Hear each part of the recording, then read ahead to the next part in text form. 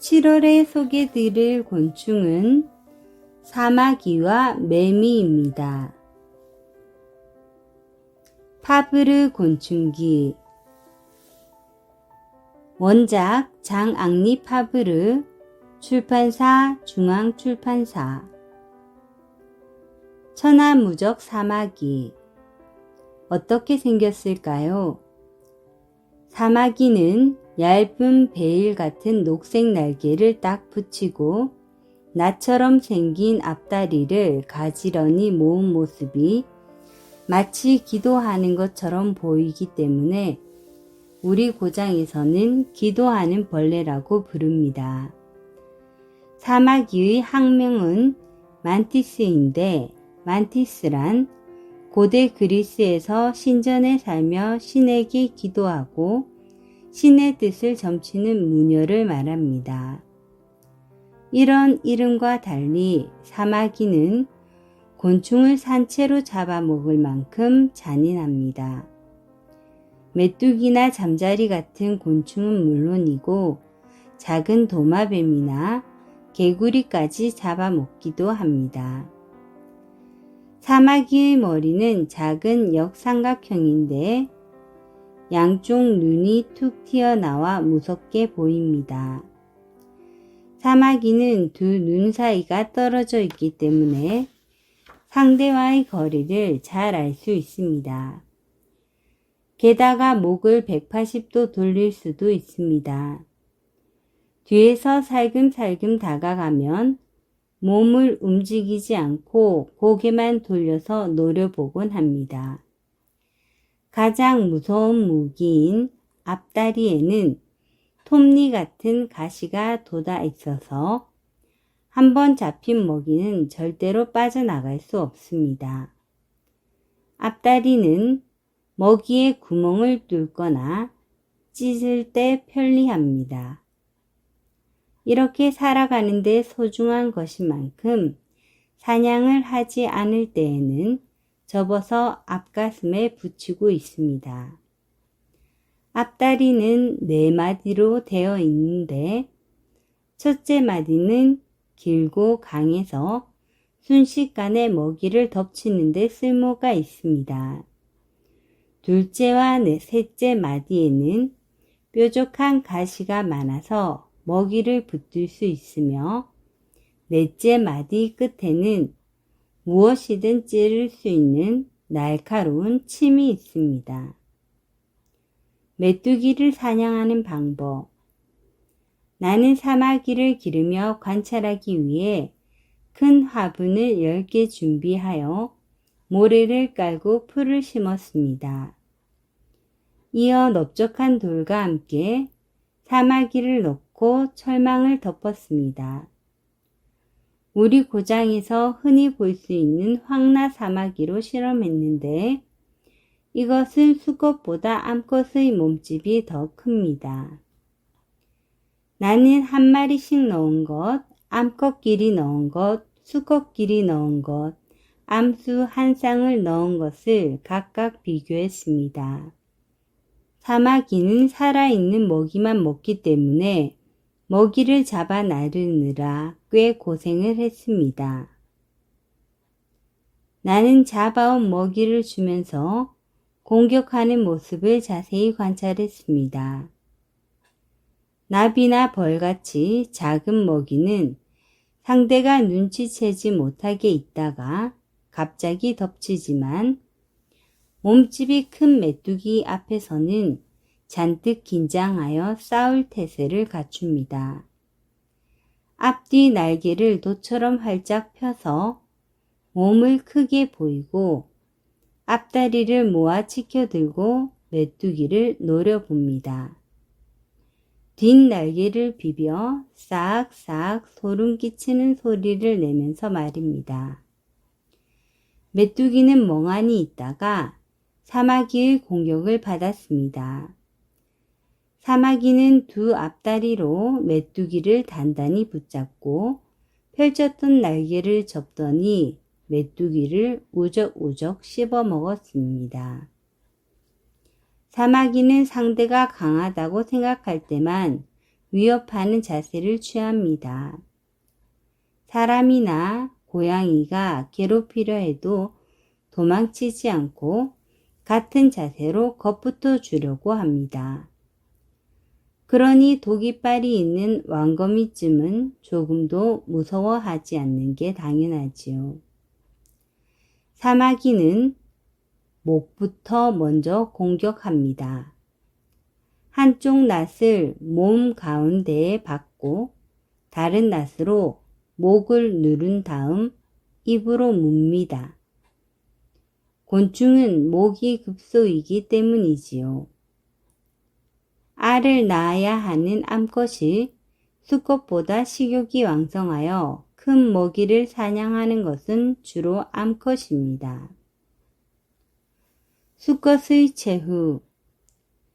거의 날지 못하는 암컷에 비해 몸이 작은 수컷은 4에서 5m쯤 날 수 있습니다.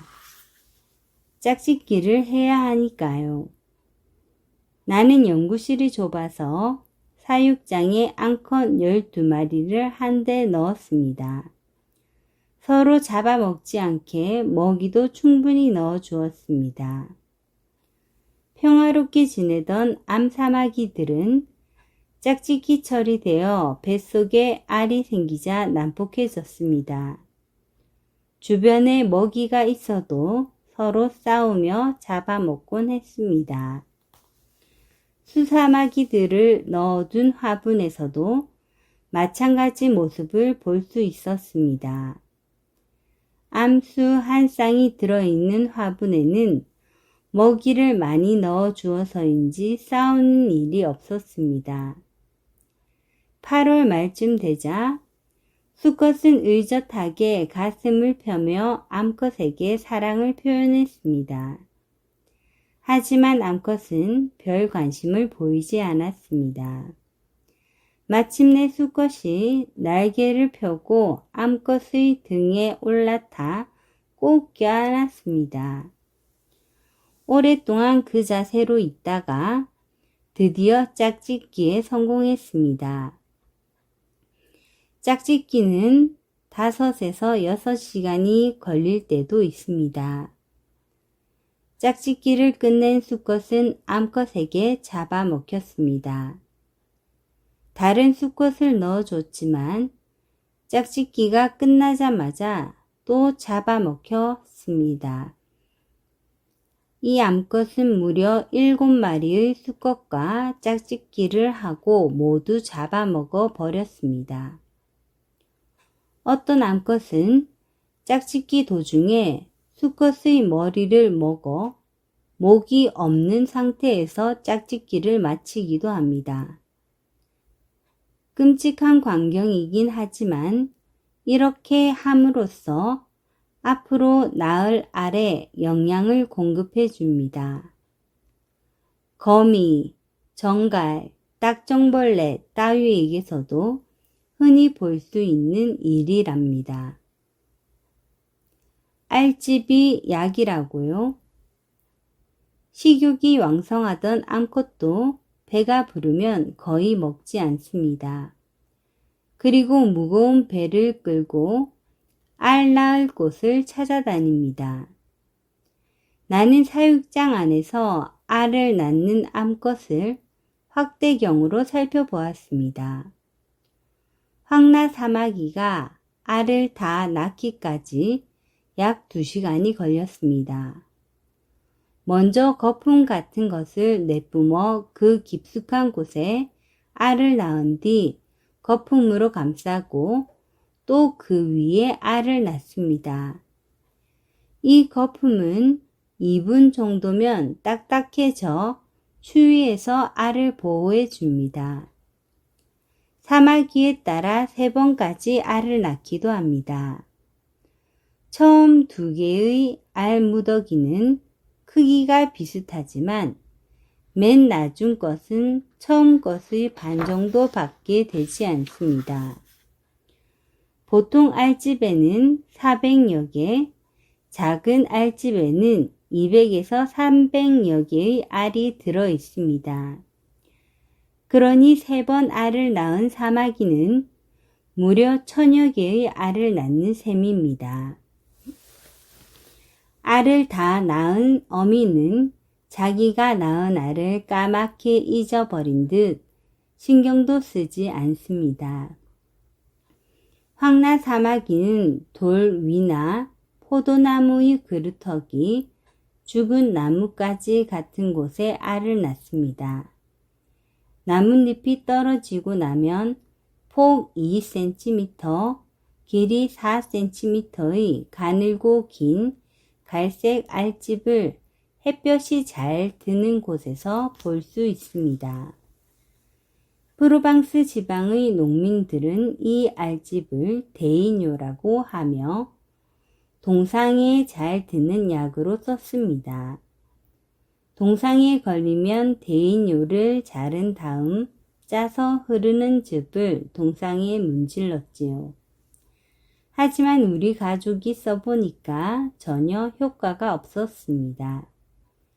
이름이 같기 때문에 사람들이 착각한 것이 아닐까요? 동상을 프랑스 말로 데이뇨라고 하거든요. 또 데이뇨를 지니고 있으면 치통이 가라앉는다고 믿고 겨울이 되기 전 채집한 데이뇨를 소중히 간직하는 사람들도 있습니다. 물론 사마귀의 알집인 줄은 몰랐지요. 천적은 있을까요? 다음해 7월 알집에 뚫린 작은 구멍으로 애벌레가 기어 나왔습니다. 다리도 더듬이도 없이 얇은 허물에 쌓인 모습으로 말입니다. 이런 상태의 애벌레를 전 애벌레라고 합니다. 밖으로 나온 애벌레가 몸을 비틀자 허물이 벗겨지면서 다리가 나오고 더듬이도 생겼습니다. 애벌레들이 떼지어 나오기 시작하고 며칠이 지나자 알집이 텅 비었습니다. 새끼 사마귀들에게는 개미와 도마뱀, 거미, 여치 따위가 모두 무서운 적입니다. 사마귀 수시렁이나 기생벌 같은 곤충은 사마귀의 알집에 알을 낳기도 하는데 이들의 애벌레는 빨리 깨어나 사마귀의 알을 먹고 자랍니다. 그래서 사마귀가 많은 알을 낳긴 하지만 사마귀로 자라는 수는 적습니다. 여러 가지 위험을 이겨내고 살아남은 애벌레는 풀잎이나 나뭇가지에서 2, 3일을 보내고 몸이 갈색으로 변하면 뿔뿔이 흩어져 살아갑니다.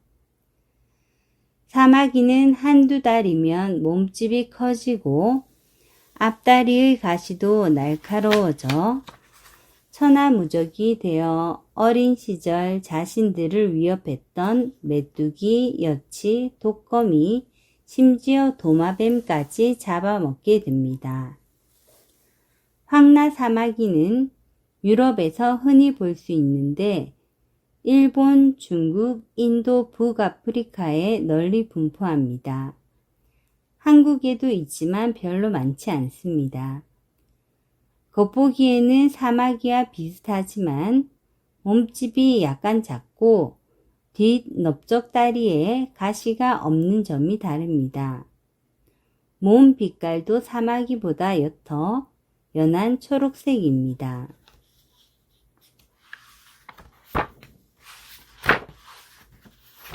한여름의 가수 매미. 매미는 게으름뱅이. 매미는 여름 내내 나무에서 신나게 노래합니다. 그래서 자칫 이솝우와 개미와 배짱이의 배짱이처럼 게으르고 여름 내 놀기만 하다가 겨울에 개미에게 동냥이나 다니는 곤충이라고 생각할 수도 있습니다. 하지만 그렇게 생각한다면 매미는 억울한 누명을 쓴 셈입니다. 매미는 결코 게으른 뱅이가 아니니까요. 찌는 듯이 더운 여름날 오후 곤충들이 목이 말라 어쩔 줄 모를 때에도 매미만은 끄떡 없습니다. 가느다란 대롱처럼 생긴 잎을 나무 줄기에 찔러 넣기만 하면 시원하고 달콤한 수액을 빨아먹을 수 있으니까요. 매미가 나무 줄기에 구멍을 내면 우물물이 넘치듯 수액이 흘러내립니다. 그러면 냄새를 맡은 말벌과 파리집게벌레, 땅벌, 꽃무지, 개미 따위가 몰려듭니다. 작은 벌레들은 우물에 다가가고 싶어서 매미의 배 아래로 들어가려고 합니다. 너그러운 매미는 몸을 약간 들어 올려 작은 벌레들을 들여보내줍니다. 큰 벌레들은 한 입씩 훔쳐 먹다가 시간이 지나면 서로 가까이 가려고 아우성치면서 주인인 매미를 아예 쫓아내려 합니다. 이때 제일 극성스러운 것이 개미입니다. 개미는 매미의 다리에 달라붙기도 하고 날개를 물어당기기도 하고 심지어 매미의 입을 물어뜯기도 합니다. 시달리다 못한 매미는 이 뻔뻔한 무리에게 오줌을 찍 뿌리고 날아가 버립니다. 이처럼 수액을 마시며 열심히 노래하던 매미는 길어야 3에서 4주일 정도밖에 살지 못합니다. 땅에 떨어진 매미는 부지런히 먹이를 찾으러 다니는 개미들의 좋은 식량이 됩니다. 개미들이 아직 숨이 끊어지지도 않은 매미에게 덤벼들어 물어뜯는 모습도 자주 볼 수 있습니다. 이쯤 되면 매미는 착하고 개미는 못됐다고 해야 할까요? 하지만 매미는 나름대로 충실히 사는 것이고 개미 역시 그렇게 땅을 깨끗이 하는 일로 자연 속에서 조화를 이루며 사는 것입니다. 나무 뿌리가 있는 굼벵이의 방. 프로방스 지방에서는 6월 하순부터 매미가 울기 시작합니다. 이 무렵 내리쬐는 햇볕과 사람들의 발길로 딱딱해진 오솔길을 잘 살펴보면 엄지손가락이 들어갈 만한 구멍을 볼 수 있습니다.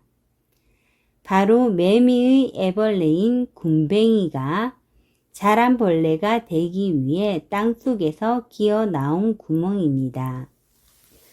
나는 굼벵이가 기어 나온 구멍을 조사해 보았습니다. 수직으로 뚫린 구멍은 무척 딱딱했고 벽은 시멘트를 바른 것처럼 반질반질했습니다. 깊이는 40cm 정도였는데 바닥에는 꽤 넓은 방이 있었습니다.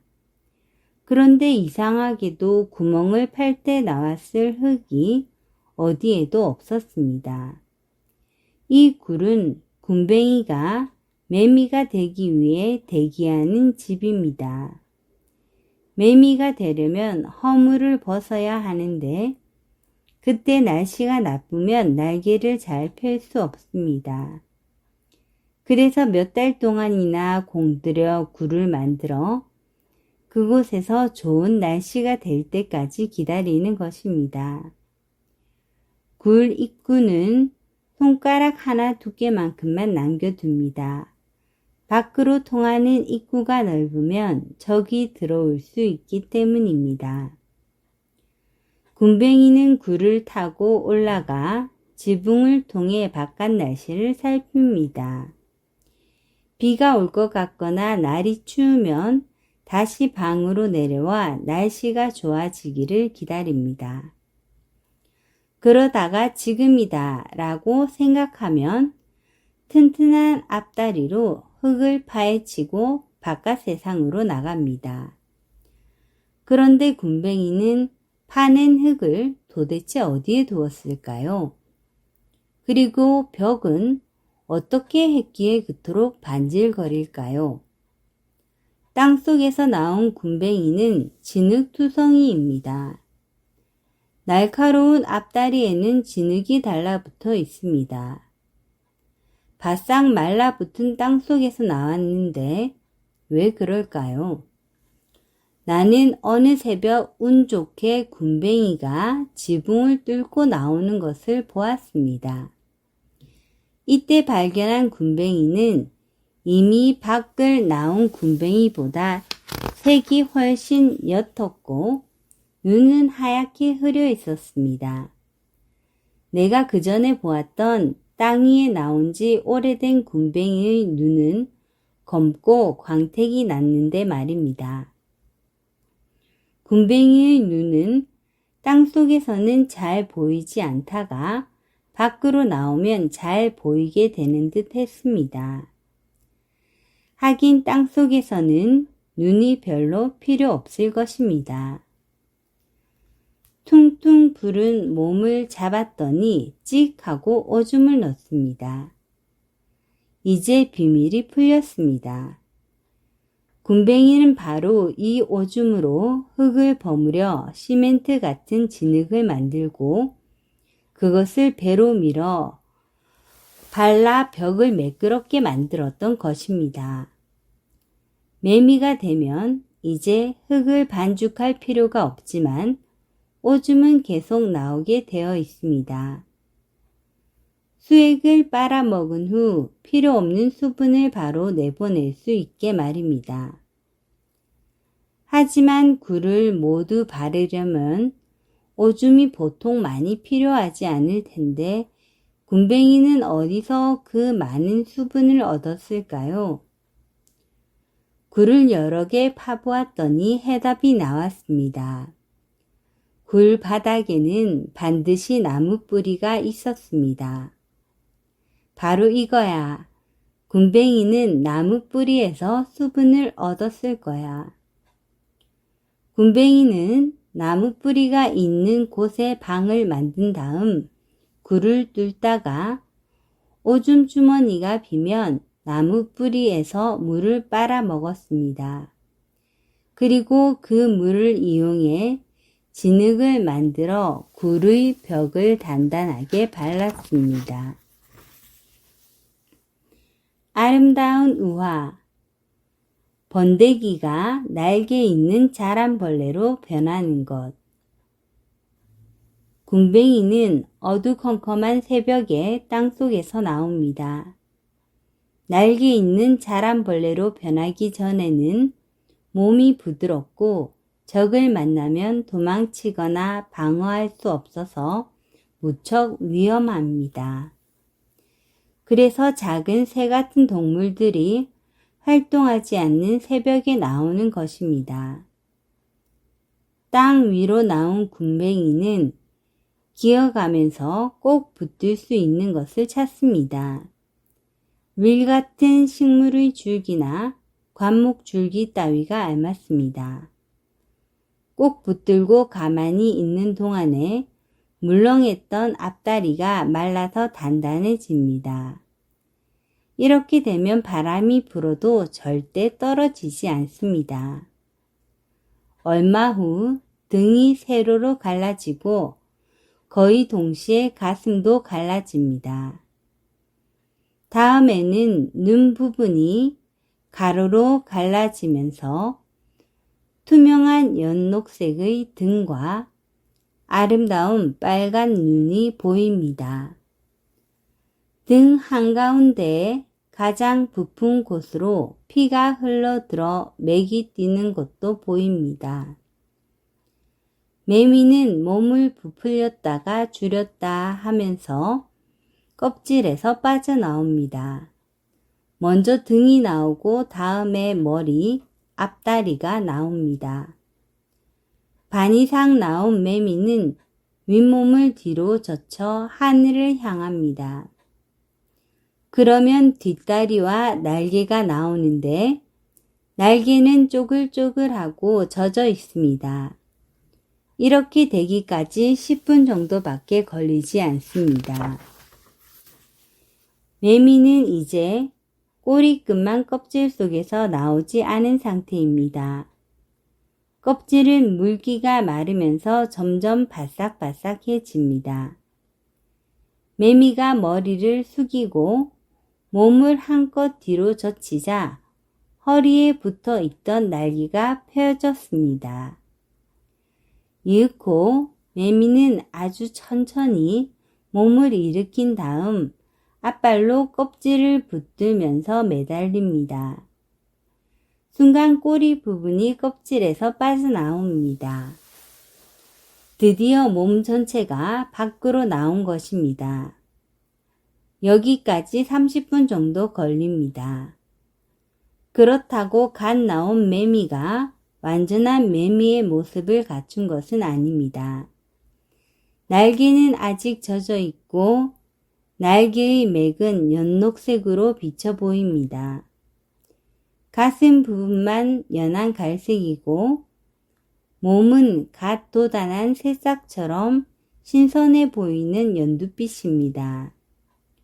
우리가 보는 매미처럼 갈색을 띤 팽팽한 몸이 되기 위해서는 부드러운 매미의 몸이 바람과 햇볕을 쐬며 기다려야 합니다. 이제 날이 밝았습니다. 우화가 시작된 지 3시간이 지나도록 별로 변화가 없습니다. 그러다가 천천히 색이 짙어지고 30분이 정도 지나면 보통 매미와 같은 색깔이 됩니다. 이제 매미는 훨훨 날아다니며 지상의 생활을 즐깁니다. 풀줄기나 가는 나무줄기를 잘 살펴보면 바삭바삭한 매미의 허물이 붙어 있는 것을 볼 수 있습니다. 등 부분이 갈라진 갈색의 얇은 허물은 떨어지지 않고 겨울까지 그대로 대롱대롱 매달려 있기도 합니다. 듣지 못하는 매미. 여름하면 매미 소리를 떠올릴 만큼 매미는 노래를 좋아하고 소리 또한 큽니다. 그런데 노래하는 것은 수컷이고 암컷은 전혀 소리를 내지 않습니다. 사람들은 흔히 수컷이 암컷을 부르느라고 운다고 하는데 대부분 암컷과 수컷은 아주 가까이 있어서 꼭 그렇지만은 않을 거라고 생각합니다. 나는 아직 매미가 노래하는 까닭을 정확히 모릅니다. 그런데 매미는 어떻게 울까요? 수컷을 뒤집어 보면 가슴 아래쪽, 즉 뒷다리가 붙어 있는 곳에 비늘처럼 생긴 단단한 판이 2장 있습니다. 이것을 배판이라고 하는데 그 밑에 큰 구멍이 뚫려 있습니다. 이것이 공명실입니다. 소리를 내는 곳은 뒷 날개 쪽지 바로 밑의 조금 튀어나온 부분입니다. 이것을 등판이라고 하는데 그 안쪽에 바른막이 있습니다. 이 바른막에 조갯살을 닮은 바른근이 연결되어 있어 그 근육이 수축하면 바른막이 당겨져 소리가 납니다. 바른근은 1초 동안에 약 100번이나 수축과 이완을 되풀이하고 그에 따라 바른막이 작은 소리를 냅니다. 그 작은 소리가 공명실에서 울려 큰 소리가 되는 것입니다. 매미는 시끄러운 소리가 들려도 놀라지 않고 잡혀도 손 안에서 계속 웁니다. 매미는 커다란 2개의 겹눈과 머리 한가운데에 3개의 작은 혼눈이 있습니다. 그래서 사람들이 다가가면 노래를 멈추고 훌쩍 달아나지만 숨어서 손뼉을 치면 끄떡도 않고 노래합니다. 마을 축제가 열리던 날 나는 작은 대포를 빌려 쏘아 보았는데 매미들은 노래를 그치지 않았습니다. 나는 이 실험을 통해 매미는 귀가 잘 들리지 않으리라 생각하게 되었습니다. 지상생활보다 긴 지하생활. 어른이 된 암매미는 2에서 3주 지나면 알을 낳기 시작합니다. 나는 트루보랑이라는 식물의 매끄러운 줄기에 알을 낳고 있는 매미를 보았습니다. 매미는 알을 낳는데 몰두하느라 미처 나를 발견하지 못했던 모양입니다. 매미는 배 끝을 실룩거리며 1cm 정도 되는 산란관을 줄기 속으로 비스듬히 집어넣었습니다. 산란관을 자세히 보면 한가운데에 관이 있고 양쪽에는 단단한 나무 껍질도 쉽게 자를 수 있도록 톱 모양으로 된 것이 교대로 움직입니다. 산란관을 줄기에 집어넣은 지 10분 정도 지나면 산란관을 천천히 빼내어 1cm 정도 올라가 다시 산란관을 박습니다. 매미는 이렇게 위로 올라가면서 알을 낳습니다. 내가 조사한 물풀의 나무 매미의 경우 구멍의 깊이는 0.5에서 1cm였고 30에서 40개나 되는 집 속에 일정하지는 않지만 평균 10개의 알이 들어 있었습니다. 암매미가 열심히 알을 낳을 때는 0.4에서 0.5mm 밖에 안 되는 매미 알좀벌이 조심조심 따라 붙습니다. 이 작은 벌은 알을 낳은 매미를 따라 이동하면서 매미의 알 위에 자기의 알을 낳습니다. 이 알은 깨어나면서 매미의 알을 전부 먹어치우지요. 이 벌이 없다면 매미의 수는 엄청나게 늘어나고 매미에게 수액을 빨린 나무들도 모두 죽어버려 결국 매미도 멸종되고 말 것입니다. 10월에 트루보랑 줄기를 조사한 나는 애벌레가 나온 뒤에 남은 하얀 알 껍데기를 볼 수 있었습니다. 나는 애벌레가 둥지에서 나오는 모습을 보기 위해 매미 집이 있는 줄기를 묶어 연구실로 가져왔습니다.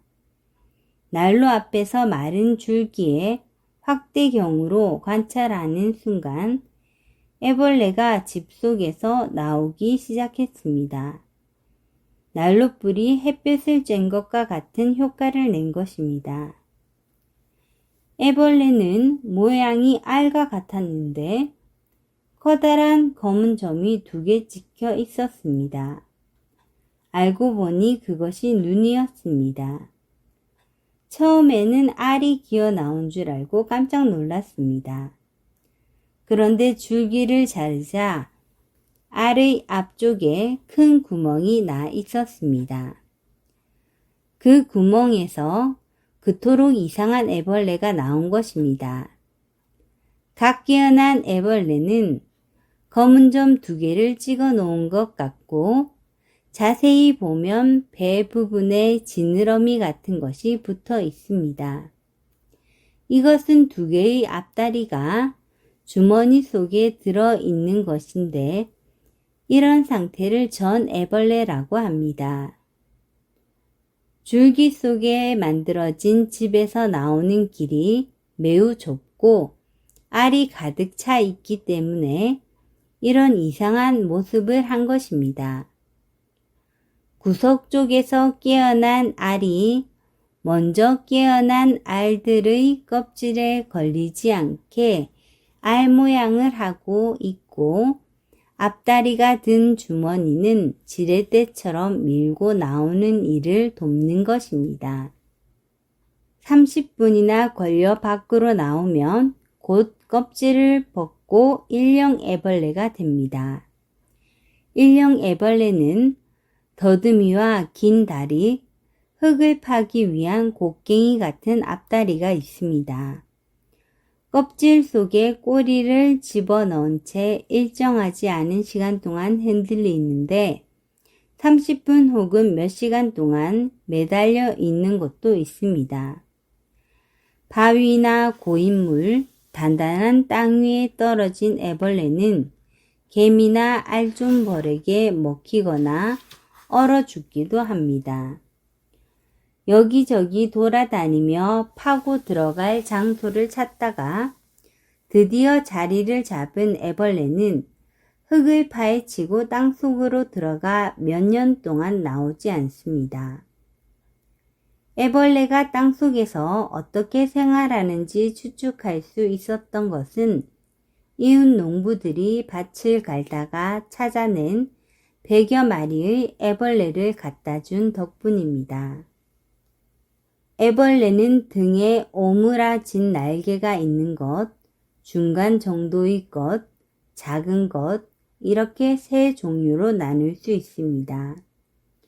게다가 바로 전해에 깨어나 땅속으로 들어간 것은 너무 작아 발견할 수 없을 테니까 매미가 땅속에서 지내는 기간이 4년이라고 생각할 수 있습니다.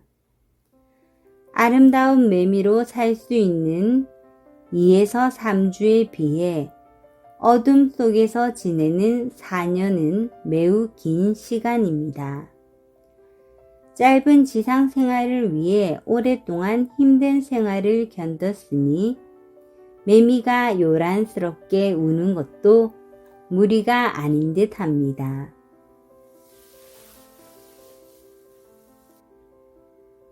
다음에 소개드릴 곤충은 파리애벌레 구더기와 송장벌레입니다. 많은 관심 부탁드립니다. 구독, 좋아요, 알람 설정은 저희 채널에 큰 힘이 됩니다. 감사합니다.